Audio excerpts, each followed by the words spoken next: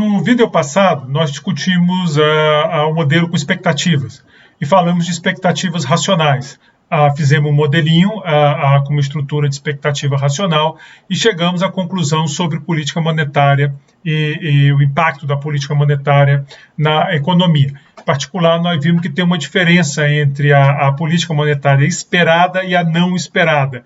E o efeito dessas políticas sobre os preços e sobre quantidade diferem de uma para outra. Isso foi o vídeo passado, se não lembra, volta lá, porque é importante para seguir nesse vídeo. Naquele vídeo, nós usamos uma versão da curva de oferta, eu já tinha comentado, que é a versão da curva de oferta com expectativas, expandidas para expectativas. A relação, em vez de ser uma relação preço-produto, é uma relação entre produto alto, no sentido de Y maior que Y estrela, onde Y estrela é um produto de referência. Você pode pensar que é um produto... Isso é ruim de pleno emprego, né? Porque senão como é que seria maior?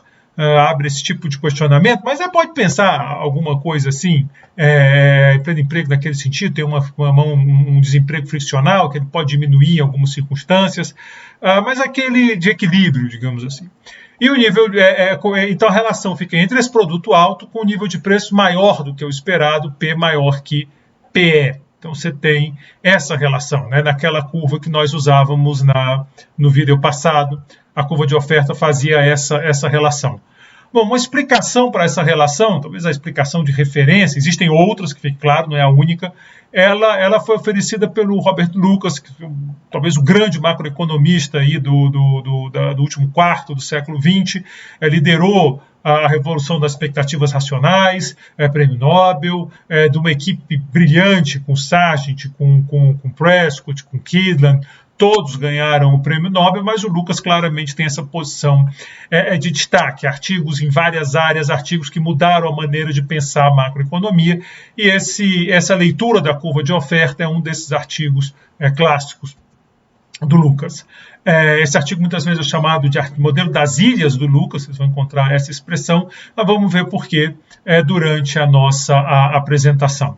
Bom, a ideia do modelo, a ideia do argumento, do modelo é o seguinte: os agentes observam os preços nos próprios mercados. Naquele mercado que você está lá operando, você observa os preços.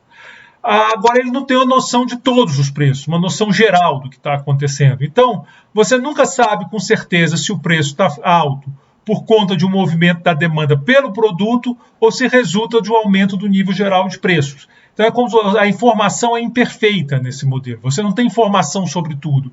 Então, você vê que tem aquele produto que você está lá trabalhando com ele e aquele produto aumentou de preço, ótimo.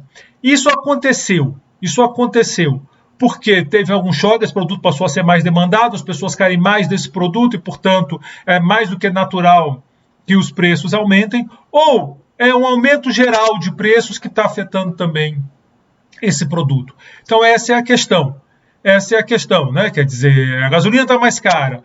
É um efeito daquele mercado ou é um efeito geral? Agora a gente sabe, tem uma guerra, tem um efeito danado naquele mercado, mas é só para dar o exemplo, né? Nem sempre fica tão claro. Ou ainda, o quanto desse efeito é o choque desse mercado e o quanto é o efeito no nível geral de preço. Então, todas essas dúvidas aparecem quando você está olhando o preço, porque você não domina todo o conjunto da informação. Essa questão da informação em economia é um tema caro a vários autores, né? Tem um artigo clássico do Hayek sobre o conhecimento na sociedade. O conhecimento é muito pulverizado. A ideia é essa, né? O conhecimento pulverizado, cada um só conhece aquilo ali. Hayek argumenta que o sistema de preços coordena todas essas decisões com conhecimento tão limitado. Então, essa é a sacada. A sacada aqui é: você não conhece tudo o que está acontecendo.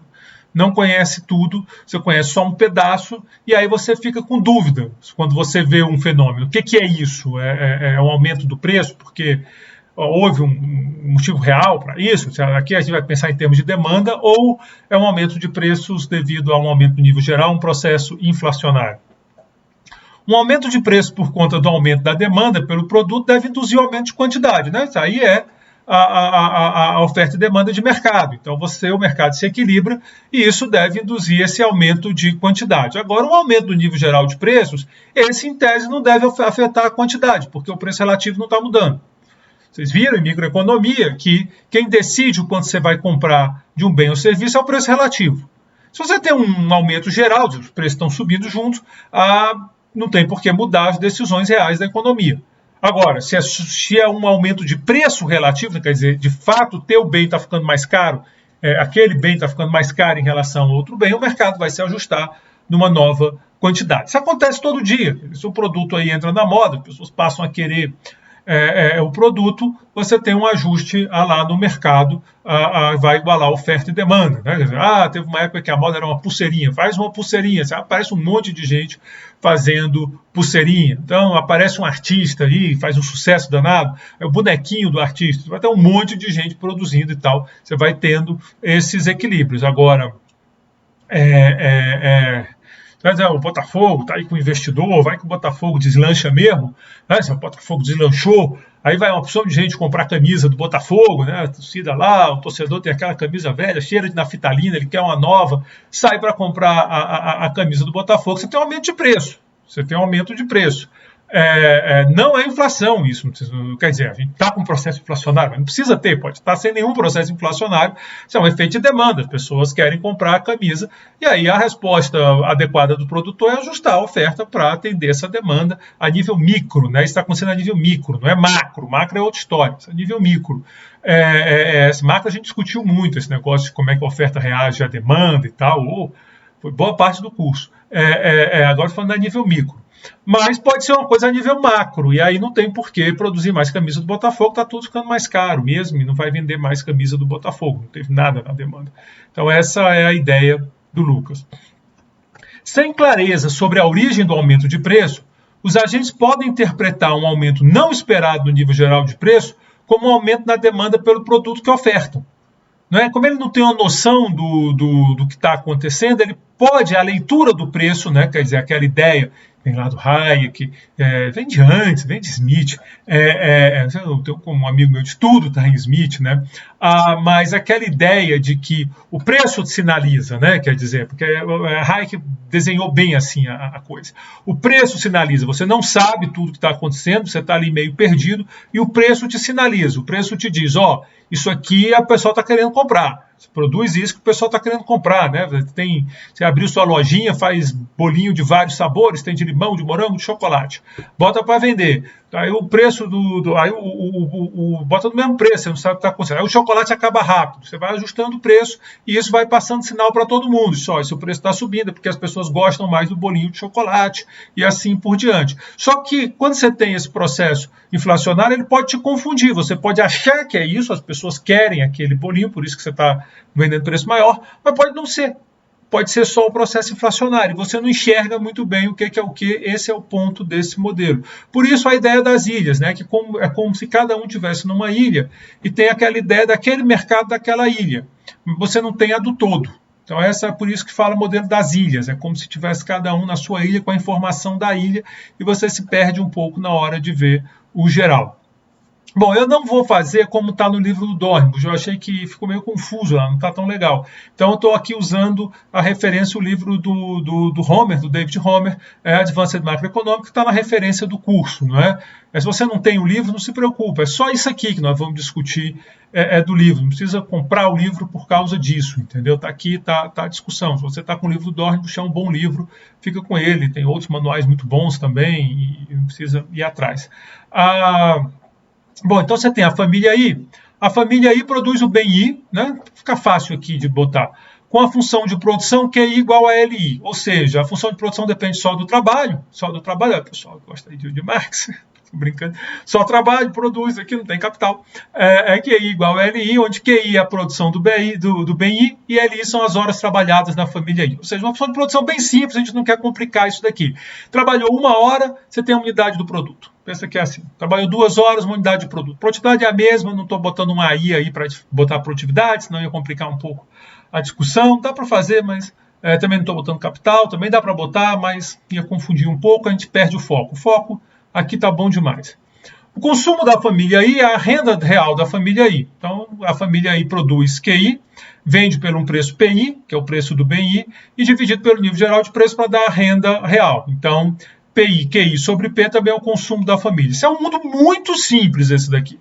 Cada família está na sua fazendinha ou na sua ilha, se você quiser pensar. Ela conhece o que está acontecendo na ilha dela, ela produz, ela vai, supõe que tem uma ilha mercado, todo mundo se encontra na ilha mercado para fazer trocas, ela vende o produto que ela produziu e ela vai comprar dos outros produtos, ela usa esse dinheiro para comprar das outras coisas. Então o consumo dela é basicamente o valor real do que ela arrecadou, PI, QI é o que ela arrecada. A utilidade depende do consumo, positiva em C, e das horas trabalhadas, negativa em trabalho. Né? A velha a teoria do marginalista, né? Quer dizer, você tem ganho de utilidade quando consome, e você tem perda de utilidade quando trabalha. Trabalhar é ruim, consumir é bom. Então, por que você trabalha se é ruim? Porque eu gosto de consumir, para consumir eu tenho que trabalhar. Então, esse o jogo que está aí, e que depois nós vamos falar um pouco mais sobre isso no próximo vídeo, quando eu falar do modelo de ciclos reais. Que eu acho que vai para o próximo vídeo. Então, esse é o que tem aqui, né? A família, ela tem isso, ela precisa, para poder consumir, ela tem que produzir, né? Que ela está consumindo em cima aqui da produção dela. Para produzir, ela tem que trabalhar.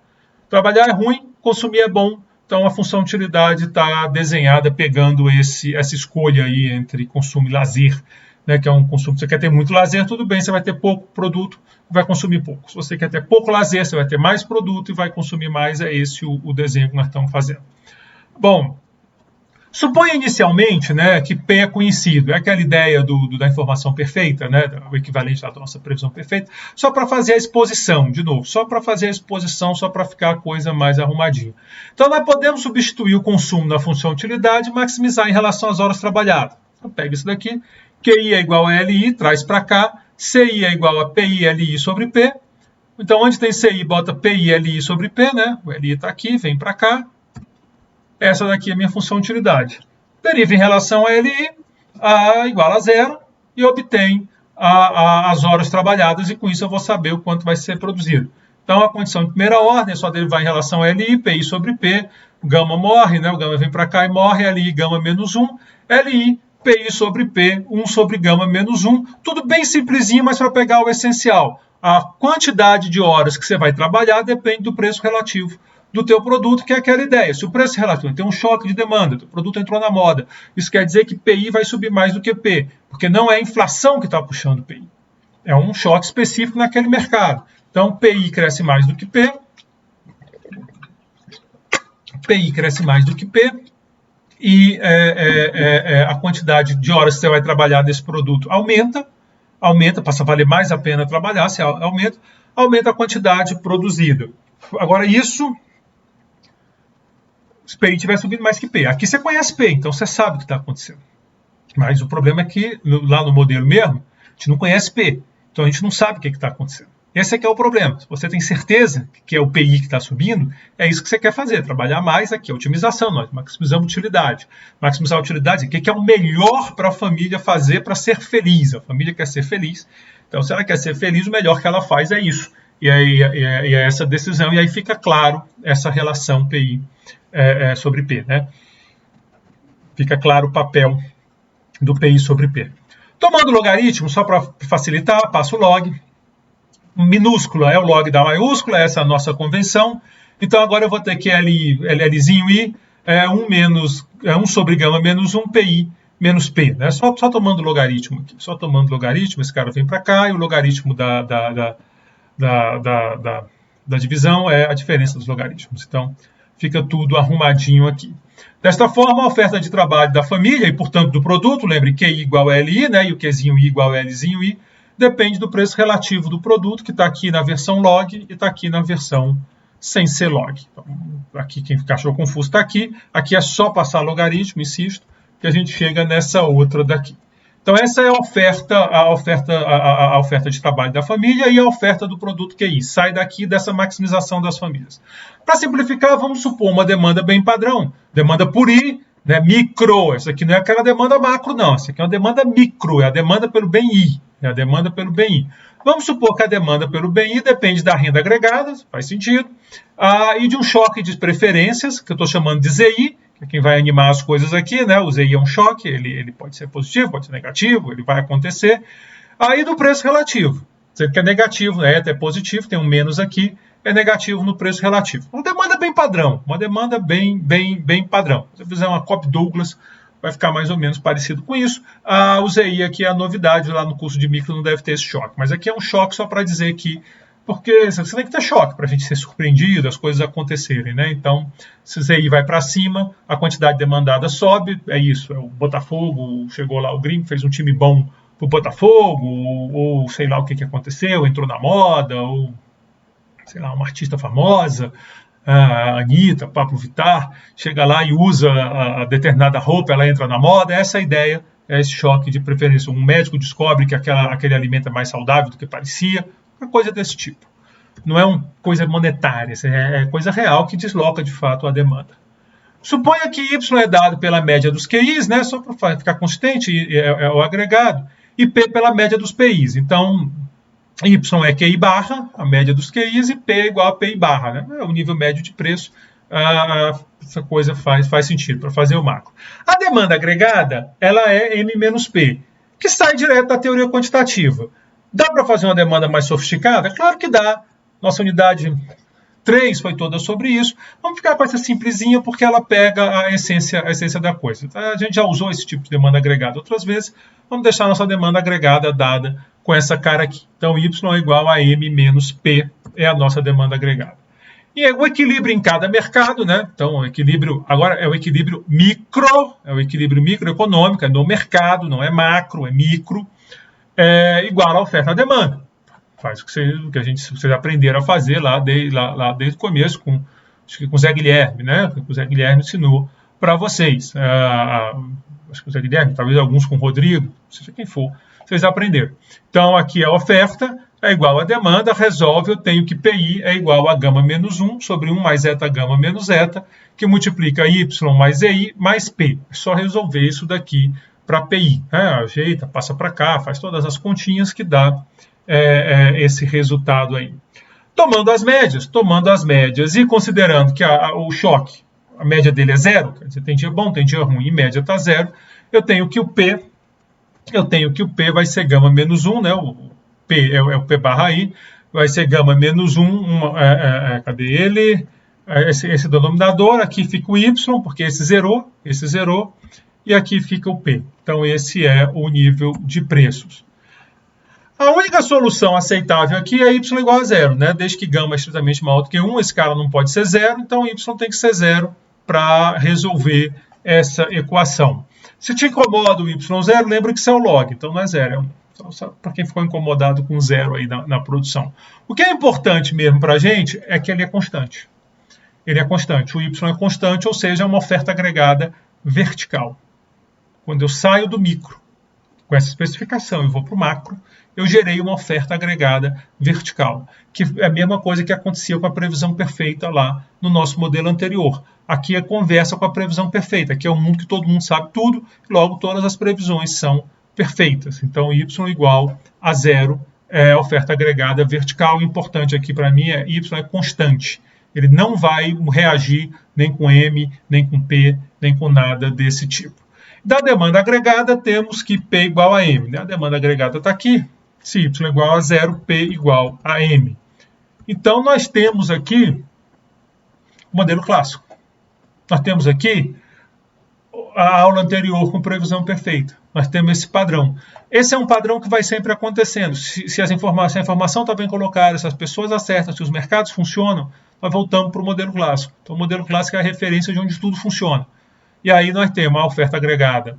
É uma constante, não depende da política monetária, não depende do nível geral de preços, e o preço depende de M. O preço está amarrado na política monetária. Então, se esse governo, desse mundo que eu acabei de descrever, se esse governo quiser fazer política monetária, tudo que ele vai conseguir é preço, que é igual. Na verdade, a gente está falando da mesma coisa que a gente estava falando na aula passada, só que agora a gente está com uma pegada mais de aprofundar aquela oferta, de justificar aquela oferta no espírito que eu falei para vocês na unidade anterior, de que a macro, desde os anos 70, passou a demandar que as pessoas deem uma justificativa, né? Que tipo de agente tem esse comportamento, que tipo de agente econômico tem esse comportamento. Então, é nesse espírito que nós estamos fazendo isso. Né? Lá a gente não fez, lá a gente saiu das ofertas e demandas agregadas. Aqui não, a gente foi construindo o argumento. Mas é um paralelo. A gente está andando no mesmo terreno que nós estávamos na aula passada.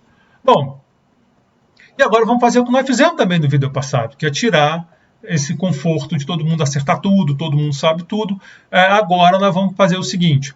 Vamos supor que as famílias não conhecem P. Não sabe o nível geral de preço. Você só sabe PI, que é o bem lá que você está negociando, é o bem que você produz, é o bem que aquele mercado você conhece. Ou seja, eu estou colocando uma informação imperfeita. Não é? Eu estou bagunçando a informação desses agentes. Essa é uma questão crucial em economia. Essa é uma questão crucial em economia. A questão da informação, como ela passa, ela é importante. Quando a gente faz o modelão mais básico, né, lá em micro, você tem um leiloeiro valrasiano. Não é assim que vocês aprendem, eu acho que nessa altura do campeonato vocês já viram essa parte de micro equilíbrio geral. O leiloeiro valrasiano, ele tira um problema sério da economia, que é exatamente relacionado a isso de informação. Porque o leiloeiro valrasiano, ele pega todas as ofertas, todas as demandas e faz o matching. Eu tenho um problema. Às vezes eu quero comprar uma coisa, para ficar no exemplo do Botafogo, eu quero comprar uma camisa do Botafogo, né? Vamos supor aí que ele fez o time, que vai dar certo. Aí eu vou querer comprar uma camisa do Botafogo, eu posso não saber onde vende. Eu não sei quem está vendendo a camisa. Eu quero comprar, eu quero pagar uma grana boa na camisa. Eu estou disposto a pagar o preço. Tem um cara querendo, mas eu não sei onde ele fica. É por isso que os caras fazem propaganda, para saber e tal. Então você tem várias questões de informações que são relevantes tanto em macro quanto em microeconomia. E aqui nós estamos trazendo essa questão da informação. Você não sabe o nível geral de preço, você só conhece o teu preço, os outros você precisa saber todos, você pode até saber mais de alguns preços, entendeu? Você pode até ter uma noção dos preços mais próximos do teu. Mas você não sabe todos para poder fazer o nível geral de preços, então você tem uma imperfeição aí, você tem um problema. E isso vai mudar um pouco a lógica do problema, que nem aconteceu no vídeo anterior. Define o preço relativo como PI menos P, né? Só dá um nome para ele. A gente já trabalhou o conceito de preço relativo, PI menos P, só que agora está dando um nome, chamando de RI. RI, PI menos P, é o preço relativo. De forma que PI é igual a P mais RI, né? Só que só arrumando os termos. PI é igual a P mais RI. A oferta de trabalho, então, vai ser LI, 1 sobre gama menos 1, valor esperado. Lá era 1 sobre gama menos 1, PI menos P. Porque eu sabia P. Agora eu não sei o P. Então, o PI menos P é um valor esperado. Eu tenho que botar agora uma expectativa que eu tenho sobre o preço. Que expectativa é essa? E aí a ideia de expectativa racional.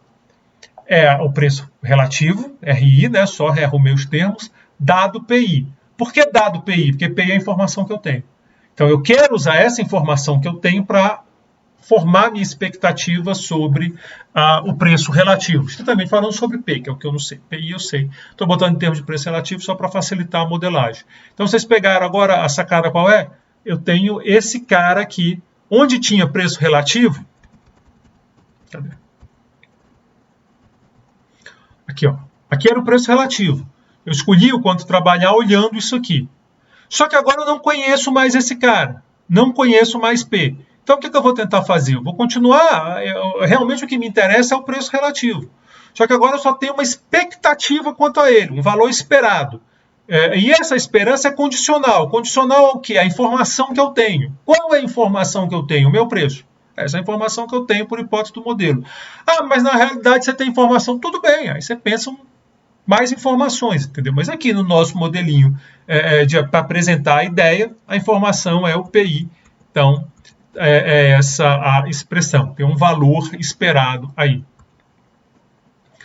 A ideia da expectativa racional é que esse termo, né, é a expectativa de RI condicionada a PI, dada a distribuição conjunta das duas variáveis. Então, se você tem essas distribuições, você pode calcular esse valor esperado. Vamos supor que... Aí vem... então o senhor está dizendo, né, Roberto, você está dizendo que as pessoas conhecem essas distribuições e fazem cálculos de probabilidade para calcular? Óbvio que eu não estou dizendo isso. Assim como as pessoas não vão no supermercado fazendo derivada de função de utilidade, calculando utilidade marginal. Por exemplo, não, eu tenho que comprar... Eu vou comprar carne sei lá, carne de gado e frango, a taxa marginal de substituição, não é? Tem que estar igual à razão de preços, eu vou calcular aqui, aí depois eu vou comprar, sei lá, o que eu vou comprar? Coca-Cola lá no supermercado. Será que você está comprando? Ou você vai comprar uma camisa, né? E aí você tem, não, vou pegar aqui a utilidade marginal para calcular sobre a do outro, para ver se a taxa marginal de substituição é igual à razão de preço. Mas isso é óbvio que ninguém faz isso. Você é um cara muito doido que vai no supermercado fazendo isso, entendeu? Ao pé da letra, você não sabe nem qual é a sua função de utilidade, você até imagina. Isso são representações, você está representando, você pensa, diz, oh, isso aqui eu quero, é bom para mim e tal, e eu represento com essas funções de utilidade e tal, aqui é a mesma coisa, eu represento dessa maneira. Eu não estou dizendo que as pessoas ficam fazendo essas contas e conhecem essas distribuições mais do que as pessoas, por exemplo, sabem qual é a minha função de utilidade, que depende de um monte de coisa, e eu fico lá. Não, é uma representação de um comportamento, e aí sim você faz isso.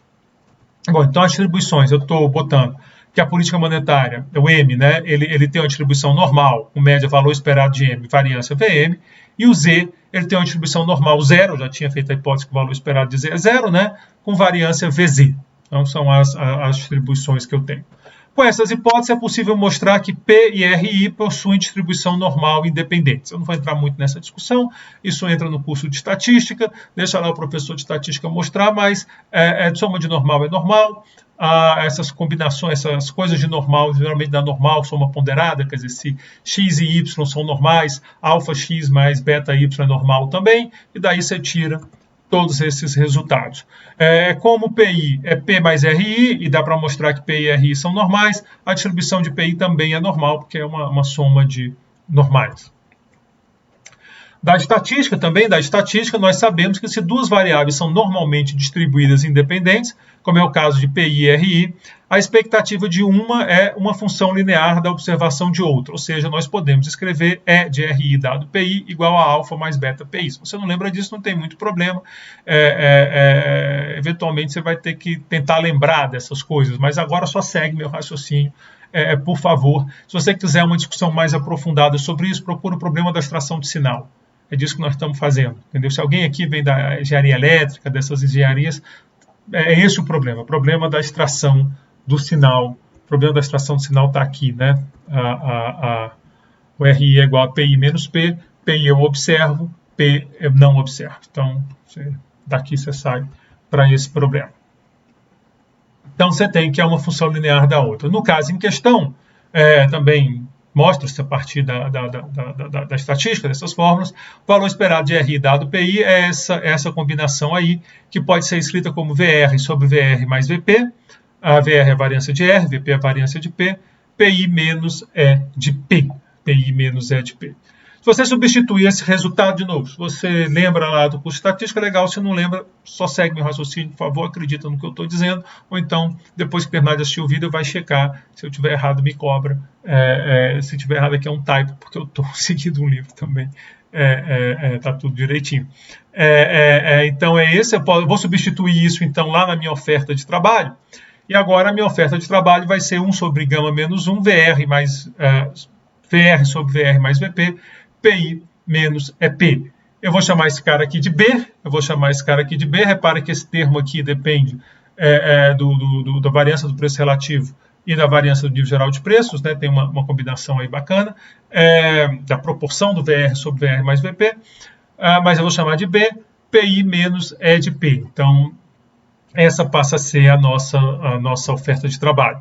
Se eu tomo as médias para obter a oferta agregada, eu tenho agora, né, aquela ideia de tomar as médias, eu vou ter agora, lembra que o QI é igual a LI, né, e o Y é igual ao QI barra, a gente tinha feito isso lá atrás, tinha feito essa hipótese lá atrás, eu tenho agora que Y é B, P menos EP. Essa aqui é a equação da oferta agregada ampliada para preços, também conhecida como curva de oferta de Lucas. O cara mais atento pode dizer, mas Roberto, cadê o Y estrela? Porque a relação era P menos EP e Y menos Y estrela. Lembra que aqui nessa especificação Y estrela é zero, por isso que ele não aparece aí. Tá joia? O Y estrela é zero, lembrem disso. Mas é aquela curva de oferta agregada que nós estamos trabalhando. A única diferença é que lá era PE, aqui eu botei E de P, mas é a mesma ideia. Então, nós acabamos de obter a curva de oferta expandida para a expectativa, também conhecida como curva de oferta de Lucas. Acabamos de obter isso, saindo de um problema de otimização, saindo de um problema de equilíbrio, saímos do argumento microeconômico, fomos para a macroeconomia e encontramos essa curva de oferta. E é isso que eu Bato, que é um método que se espera de macroeconomia desde os anos 70. A macroeconomia passou assim, é o que chamam de microfundamentos. Eu não sei se esse termo é muito bom. Certamente o pessoal de micro não deve gostar muito desse termo, porque é uma micro meia boca que a gente faz, mas é a ideia de que você tem que estar pensando que tipo de agente está por trás dessa macroeconomia, como nós fizemos na teoria do consumo, como nós fizemos na teoria do investimento, como nós estamos agora fazendo nessa modelagem macro mais avançada. Então, se você lembrar que y estrela é zero e chamar P de PE, nós temos lá a nossa função de oferta agregada, a curva de oferta de Lucas. Bom, vamos seguir com o modelo, né? Porque a gente agora tem a oferta, vamos seguir com o modelo. Bom, no equilíbrio, nós temos que a demanda agregada é igual à oferta agregada, né? É isso que tem que ser. Não está perdendo no ar, mas tudo bem. Então, eu tenho que M menos P é igual a B, P menos E de P. Equilíbrio, equilíbrio macro, oferta agregada igual a demanda agregada. Eu posso, então, resolver isso para ter que o nível de preços vai ser dado por P. É só botar o P em evidência aqui, né? Quer dizer, resolver para P. O P vem para cá, BP mais P, então fica 1 mais BP, M mais B é de P. Não é? Então, por exemplo, bota aqui, ó, P mais BP, M mais E de P. 1 mais BP é igual a M mais B é de P. Divide tudo por 1 mais B, P é 1 mais B, M, mais B sobre 1 mais B é de P. Já? Só isso que nós fizemos. Só isso que nós fizemos. Voltando aqui.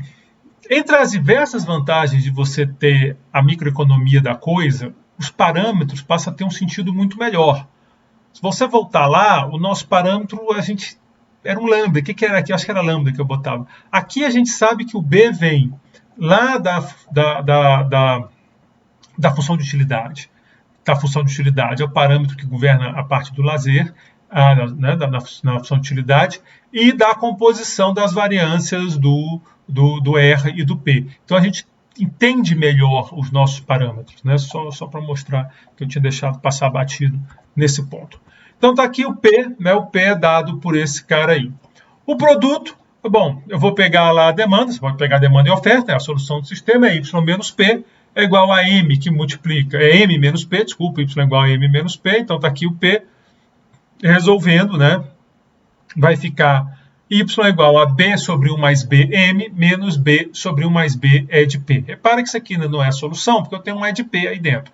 Né? Eu estou naquela mesma etapa que eu estava lá quando eu comecei essa conversa, né? Que dado um E de P você resolve, mas não é isso que você quer fazer aqui. Você quer o E de P racional. Tomando a expectativa na equação dos preços, né? Quer dizer, se eu tomar a expectativa aqui, nessa equação dos preços, eu tenho que E de P é igual a 1 sobre 1 mais B é de M. Lembre sempre, expectativa é um operador linear, então a constante pode sair, não tem problema nenhum, as somas e tal. Igual a mais B, 1 mais B é de P. Esse cara vem para cá, quando ele passa negativo, fica então 1 mais B é de P igual a 1 mais B é de M, é de P igual a E de M, que também é um resultado que conversa com o nosso vídeo anterior, né? O preço esperado é o M esperado. Então, está conversando, as coisas estão andando. Como eu disse, é a mesma coisa de lá, só que agora a gente aprofundou um pouco mais na microeconomia por trás da curva de oferta, mas é a mesma coisa. Substituindo EP, né, a gente mostrou que EP igual a M, então eu posso substituir. Substituindo EP igual a M na solução do sistema, então aqui onde está isso daqui, eu vou botar EP, onde tem EP eu vou botar EM, onde eu vou botar EP é M, e lembrando que eu posso escrever M como E de M, mais M menos E de M, é só um jeito de escrever. Por que eu quero escrever desse jeito? Só para confundir vocês? Não, porque esse daqui, nós já discutimos isso no vídeo passado, isso aqui é a parte esperada da política monetária, isso aqui é a surpresa da política monetária. Então eu tenho os dois pedaços da política monetária que eu tinha lá no modelo passado, aquele εm, ele aparece aqui, eu estou montando os dois pedaços. Quando eu faço essa substituição, eu vou ficar com P é igual a, falta dizer, você vem aqui, e onde tem E de P, você bota E de M. Só isso que a gente está fazendo. Onde tem EP, bota E de M. Então, P vai ficar igual a E de M, 1 sobre 1 mais B, M menos E de M. Né? E Y é igual a B sobre 1 mais B, M menos E de M. Qual é a leitura disso daqui? A mesma do vídeo anterior. A mesma do vídeo anterior. Se a política monetária é a política monetária esperada, quer dizer, se o M é igual ao que as pessoas esperam, se M é igual a EM, produto zero, ou seja, é igual ao da formação perfeita, as pessoas acertaram, é igual à informação perfeita, e o produto é oferta agregada vertical, não depende do novo. Se você incomodou com zero, lembra que isso é um log, aí fica 1. Talvez você não se incomode tanto. A oferta agregada não é afetada pela política monetária. Não adianta fazer política monetária que não vai chegar na oferta agregada. Da mesma forma, a política, quando M é igual a E de M, a política monetária toda vai para os preços. A política monetária toda vai para os preços. Quando tem surpresa monetária, ou seja, quando M é diferente de E de M, as pessoas são enganadas pela política monetária, elas se enganam, elas não conseguem acertar, ou deliberadamente, ou sei lá por quê, aí você tem um efeito. Não é? Quer dizer, aí você tem um efeito sobre Y. Então, a surpresa monetária ela tem um efeito da ordem B sobre 1 mais B, lá era lambda sobre 1 mais lambda, né? Em Y, se bem que eu acho que ficava ao contrário. Bom, tem que tomar cuidado porque o lambda lá não tem uma história, o nosso B tem. Mas agora tem um efeito. Tem um efeito sobre Y na política monetária. Então você volta àquela ideia de que a maneira que o Banco Central teria para fazer que a política monetária de fato atinja o Y e, portanto, o emprego, é surpreendendo as pessoas. Só que quando você pensa na política monetária do dia a dia, é muito difícil você surpreender as pessoas sempre. Então é aquela história. A única maneira seria uma política monetária aleatória. Mas uma política aleatória não tem muito sentido. Né? Quer dizer, é muito doido. Você está no meio de uma recessão, joga a moeda, deu cara, vamos apertar a moeda. Isso é um negócio que não faz muito sentido. Se o Banco Central tem uma política sistemática de, por exemplo, quando vem uma recessão, ele expande M para tentar aquecer a economia, essa política sistemática as pessoas antecipam. As pessoas já sabem que ele vai fazer isso, já antecipam e aí não tem o efeito esperado. As pessoas se posicionam de tal maneira que mata o efeito. Como é que isso aconteceria nesse modelo? Vê bem, vamos voltar para o começo do modelo para a gente ver como é que aconteceria. O quanto eu estou disposto a trabalhar, depende de PI sobre P. O que está acontecendo?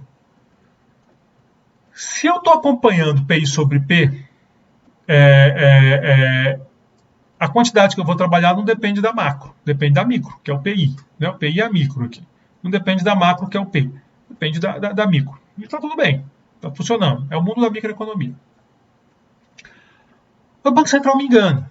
O Banco Central me enganar é basicamente o quê? Eu vejo subir PI sobre P, eu penso que é o PI, né? Porque eu estou vendo o PI subir, eu digo, legal, as pessoas estão gostando do meu produto. Mas na realidade é o P. E essa subida de P é não esperada. Isso que é o M menos EM, por isso que é a surpresa. Então, como eu não espero esse P, quando eu vejo o cara subir, eu digo, é mesmo, é o PI. O sinal do mercado é para eu produzir mais, ou seja, eu trabalhar mais. Vale a pena eu abrir mão de lazer, de mais lazer, porque está numa hora boa. Né? Supõe que hoje meu preço está bom, amanhã ele não vai estar tão bom. Então eu quero produzir hoje para me aproveitar do preço bom.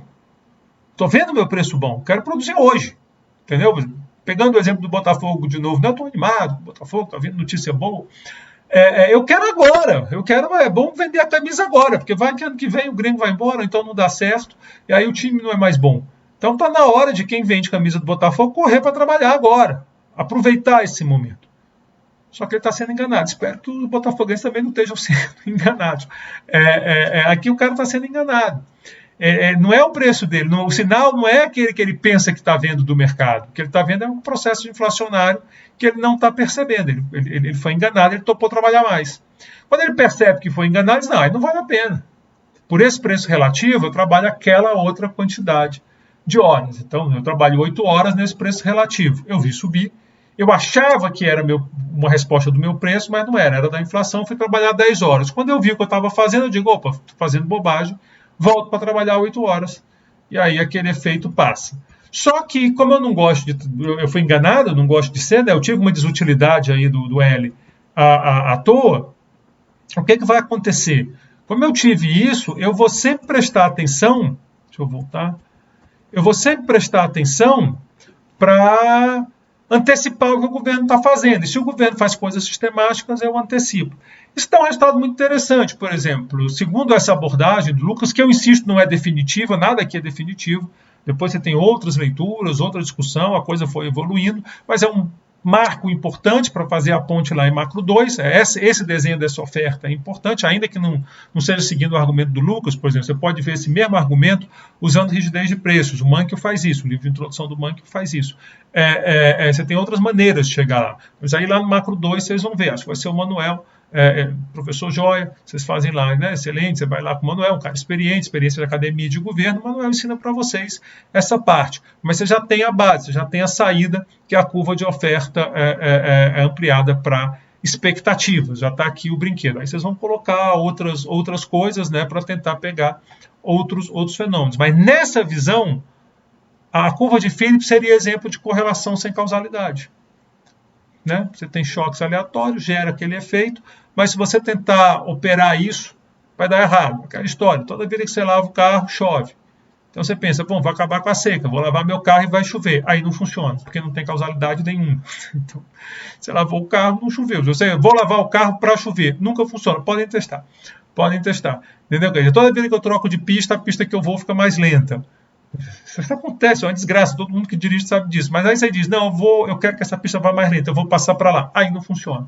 Então a curva de Phillips teria um pouco essa lógica aí, tem uma correlação, mas quando você tenta usar isso para chegar num resultado, aí não funciona exatamente porque esse teu uso cria um padrão que as pessoas observam, incorporam e aí não dá mais, deixa de funcionar. Bom, obrigado pela atenção. Então essa foi nossa aula.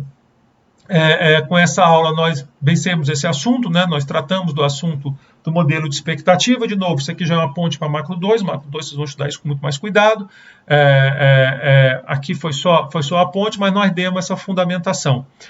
Nosso vídeo próximo, que vai ser o último vídeo do curso, eu trato está lá no Dornbusch, de novo, eu não vou seguir o que está lá no livro, eu vou seguir aqui um pouco anotações minhas, que estão em outros autores, tal, nada assim de criatividade minha, só uma compilação, para tentar pegar uma classe de modelos, que são os modelos de ciclos reais, os famosos modelos RBC, que, de novo, longe de ser a palavra final do assunto, não é mesmo, mas eles dão a base para o que veio depois. Os modelos modernos, os DSGE, que o Banco Central usa, eu costumo brincar, né? Eles têm um chassi de RBC, só que eles botam acessórios diferentes, botam uma carroceria diferente, aí fica um negócio bem diferente. Então, também não vou fazer o modelo aqui, que aí precisa de avançar um pouco na matemática, eu vou só passar a ideia do que é esse modelo e como é que seriam as flutuações de acordo com esse modelo. Também puxando um pouco a brasa para a sardinha do professor, porque é um tipo de modelo que eu gosto, que eu uso, eu tenho trabalhos nessa área, então é o nosso próximo vídeo. Muito obrigado pela atenção de vocês e até